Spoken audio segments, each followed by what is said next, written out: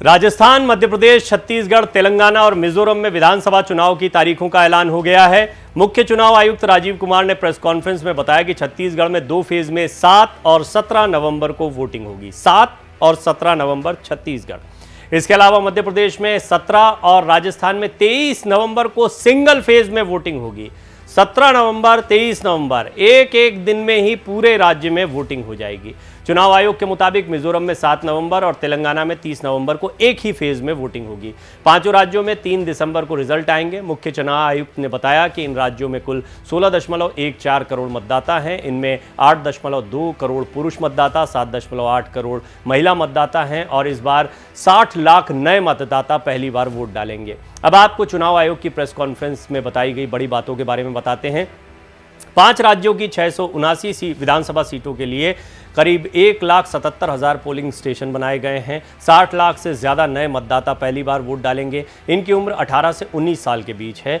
करीब 15.5 लाख वोटर ऐसे हैं जो 18 साल पूरे करने जा रहे हैं और जिनकी एडवांस एप्लीकेशन प्राप्त हो चुकी है। 17,734 मॉडल बूथ, 621 पोलिंग बूथों को दिव्यांग कर्मचारी मैनेज करेंगे। 8,192 पोलिंग बूथों पर महिलाएं कमान संभालेंगी और 1 लाख से ज़्यादा पोलिंग बूथ पर वेबकास्टिंग होगी। आदिवासियों के स्पेशल बूथ होंगे।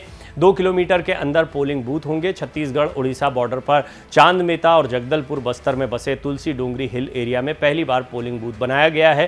पहले ग्रामीणों को वोट करने के लिए 8 किलोमीटर चलकर बूथ तक जाना पड़ता था। राजस्थान में माजोली बाड़मेर में बूथ 5 किलोमीटर दूर था। 49 वोटर्स के लिए नया बूथ 2023 के चुनाव के लिए बनाया गया है। सी विजिल ऐप से चुनावी गतिविधियों पर नजर रखी जाएगी। लोग ऐप के जरिए शिकायत कर सकेंगे। 2018 में राजस्थान में 7 दिसंबर, मध्य प्रदेश में 28 नवंबर, तेलंगाना में 7 दिसंबर, मिजोरम में 18 नवंबर को एक फेज में ही वोटिंग हुई थी। वहीं छत्तीसगढ़ में 2 फेज में 12 और 20 नवंबर को वोटिंग हुई थी। रिजल्ट 11 दिसंबर को अनाउंस किया गया था। ये पिछली बार का चुनाव था। मध्य प्रदेश में पिछले विधानसभा चुनाव के बाद काफ़ी सियासी ड्रामा हुआ था। चुनाव रिजल्ट में कांग्रेस को भाजपा से 5 सीटें ज़्यादा मिली थी। कांग्रेस के पास 114 सीटें थी। वहीं बीजेपी के खाते में 109 सीटें आई थी। बसपा को 2, सपा को 1 सीट जीत में मिली थी। कांग्रेस ने गठजोड़ करके बहुमत का आंकड़ा 116 हासिल कर लिया था। कमलनाथ राज्य के मुख्यमंत्री बन गए थे।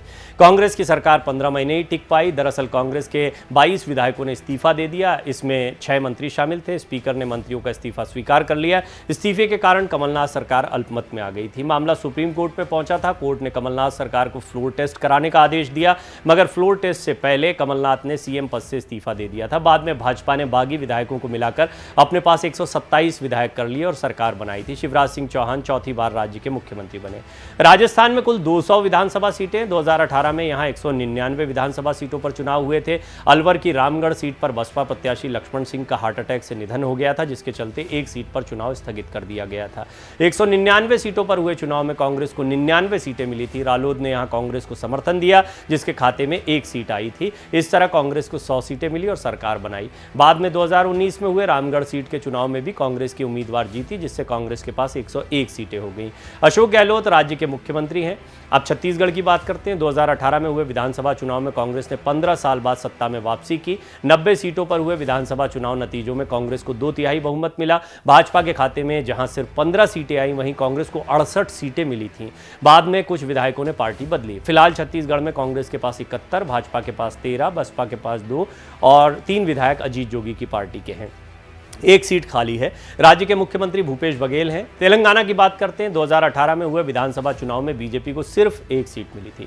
मौजूदा मुख्यमंत्री केसीआर यानी के चंद्रशेखर राव की पार्टी टीआरएस, जिसका नाम अब बीआरएस कर दिया गया है, तेलंगाना राष्ट्र समिति उस वक्त था और अब भारत राष्ट्र समिति यानी बीआरएस कर दिया गया है, को सबसे ज़्यादा 88 सीटें मिली थी। वहीं कांग्रेस के खाते में 19 सीटें आई। मौजूदा स्थिति की बात करें तो सत्ताधारी पार्टी के पास इस वक्त 119 विधानसभा सीटों में से 101 विधायक हैं। वहीं अजदुद्दीन ओवैसी की पार्टी एआईएमआईएम के पास 7 विधायक हैं, वो भी साथ में हैं इनके, जबकि कांग्रेस के पास 5, भाजपा के पास 3, एआईएफबी के पास 1 नॉमिनेटेड और 1 निर्दलीय विधायक है। मिजोरम की बात करते हैं। 2018 विधानसभा चुनाव में 10 साल बाद मिजो नेशनल फ्रंट एमएनएफ की वापसी हुई। कुल 40 सीटों पर हुए चुनाव में एमएनएफ को 26 सीटें मिली। वहीं कांग्रेस के खाते में 5 सीटें आईं। इसके अलावा जोरम पीपुल्स मूवमेंट को 8 सीटें मिली और 1 सीट भाजपा के खाते में आई। सत्ताधारी मिजो नेशनल फ्रंट पार्टी ने जोरामथांगा को सीएम बनाया। विधानसभा की मौजूदा स्थिति की बात करें तो मिजो नेशनल फ्रंट के पास इस समय 28 विधायक हैं, कांग्रेस के पास 5, जोरम पीपुल्स मूवमेंट के पास 1, भाजपा के पास 1, 5 निर्दलीय हैं। केंद्र सरकार ने 18 से 22 सितंबर तक संसद का विशेष सत्र बुलाया था।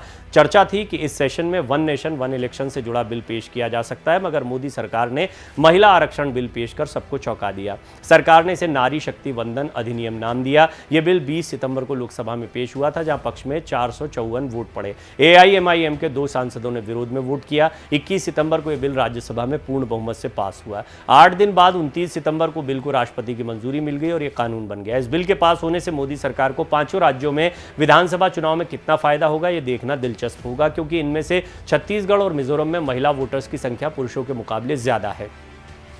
राजस्थान, मध्य प्रदेश और छत्तीसगढ़ में कांग्रेस के खिलाफ आम आदमी पार्टी भी चुनाव लड़ती दिखाई देगी। बीजेपी के खिलाफ तैयार हुई विपक्षी गठबंधन इंडिया में कांग्रेस और आप दोनों शामिल हैं, मगर विधानसभा चुनाव में दोनों एक दूसरे के खिलाफ लड़ रही हैं। 2018 में आम आदमी पार्टी छत्तीसगढ़ में 85 सीटों पर चुनाव लड़ी थी, जिसमें उसे 0.85% वोट मिले थे। मध्य प्रदेश में वो 208 सीटों पर लड़ी थी और 0.66% वोट मिले थे। राजस्थान में आप 142 सीटों पर लड़ी थी, 0.38% वोट लाई थी। तेलंगाना में पार्टी 41 सीटों पर चुनाव लड़कर मात्र 0.06% वोट ही ला पाई थी। पिछले चुनाव का वोट प्रतिशत देखें तो कांग्रेस को इससे कोई नुकसान होता नहीं दिख रहा है, लेकिन ये चुनाव बहुत ही दिलचस्प है, क्योंकि इसे सत्ता के सेमीफाइनल के तौर पर देखा जा रहा है। आने वाले कुछ दिनों में ही लोकसभा का चुनाव होना है। इन विधानसभा के चुनाव से ही लोकसभा के चुनाव की तैयारियां बहुत स्पष्ट तौर पर दिखाई दे रही हैं। प्रधानमंत्री मोदी के चेहरे को बीजेपी ने जहां रखा है, तो वहीं कांग्रेस भी अपनी नई रणनीति हिमाचल और कर्नाटक की जीत के घोड़े पर सवार है। अब देखना दिलचस्प होगा कि आने वाले दिनों में कैसा ये चुनाव होता है और जनता का मिजाज क्या है, लेकिन इस सब के बीच में चुनाव आयोग ने तारीखों की घोषणा कर दी।